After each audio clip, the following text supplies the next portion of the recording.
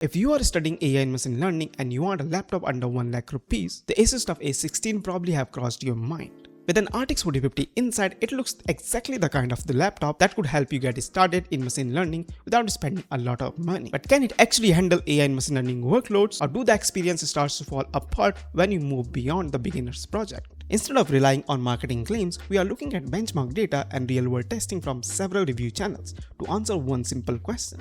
What you can realistically expect from an RTX 4050 laptop when it comes to AI and machine learning? So let's get started. So what exactly are you getting here? On paper, the foundation is solid. You get an 8-core 16-thread AMD Ryzen 7 7445HS processor, 16GB of DDR5 RAM, and most importantly, you get an RTX 4050 laptop GPU with 6GB of VRAM and a maximum TGP of 140 watts. And if you are wondering how the A16 compares with the more popular A15, they are identical under the hood. Only real difference is the display and the CPU. The A16 gives you a taller 16-inch screen. When you are staring at code or scrolling through documentation, that extra vertical space makes a massive difference. But the performance DNA remains unchanged, and here's the specification that actually matter. The RTX 4050 inside this laptop is rated at 145 watt. Cheaper laptops often take this exact same GPU and suffocate it with a stricter power limit, just like the MSI did with their MSI Thin series. They took the RTX 4050 and reduced its TGP from 145 watt to just 45 watts. But ASUS didn't do that. A 140 watt limit means this chip is allowed to run at absolute ceiling of its official capability. So the engine is undeniably strong. Run standard benchmarks like the Time Spy or Cinebench and the number looks great. But standard gaming benchmark tell us absolutely nothing about training a neural network. We need to translate that raw horsepower into a metric that actually matters. Let's start with the large language models. If you load a small 1.2 billion parameter model, this machine flies.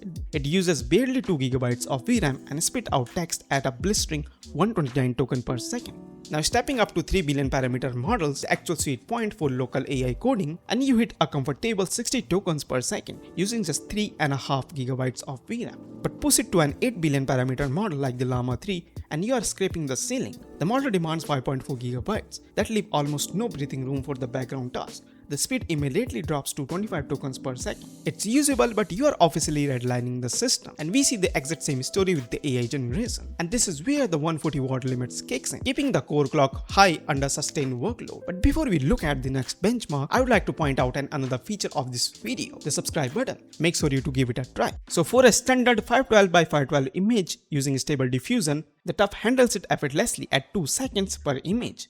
But push that to 1024 by 1024 resolution and you hit the wall. VRAM max out at 5.8GB. Generation times stretch to 12 seconds. Try to stack complex upscaler on the top of that and you just don't get the slower image. You instantly trigger an out of memory error. The same physical limits apply to a model training. And if you're training a convolutional neural network that you will be doing in your coursework, VRAM dictates your batch size, how much the data GPU process at 1. At a batch size of 32, you use 3GB of VRAM and clear an epoch in 45 seconds. Double the batch size to 64 and VRAM usage climbs to 4.5GB. The training speeds up, dropping your times to 35 seconds. But push the batch size to 128 and you hit a dead end.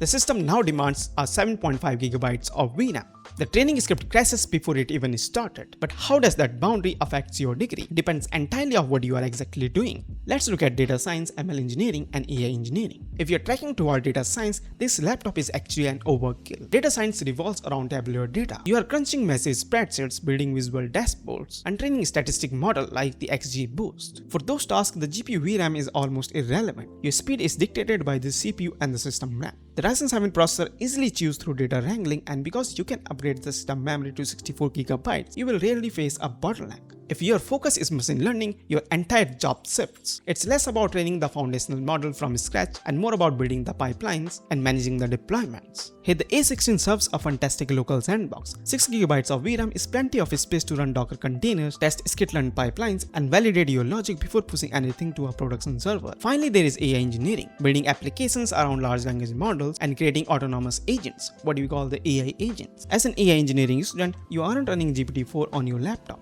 You're calling it through cloud APIs. Your laptop simply needs to run the backend logic, manage local vector databases, and maybe host a small open source model to test the prompts. The TUF handles all of that without breaking a sweat. The reality is, if your goal is to train foundational model from scratch, this isn't your machine. You will either heavily compress them, which damage their logic, or offload them to system RAM, which ruins their speed. But hitting that 6GB of VRAM isn't a game over.